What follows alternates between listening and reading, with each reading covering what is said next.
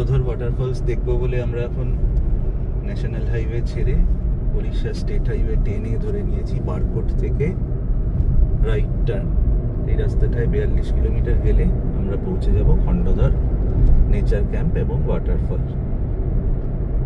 Just ঢুকলাম রাস্তাটায়, দেখে তো মনে হচ্ছে বেশ ভালোই, ওয়েল মেনটেন্ড। আগে এগুলো আরো বোঝা যাবে ঠিক কিরকম অবস্থায় আছে। বাট বেশ সিনিক, দূরে পাহাড় দেখা যাচ্ছে, গাছগাছালিতে ভরা। So overall it will be a scenic drive. এই ধরনের রাস্তাগুলোতে ড্রাইভ করতে বেশ ভালো লাগে।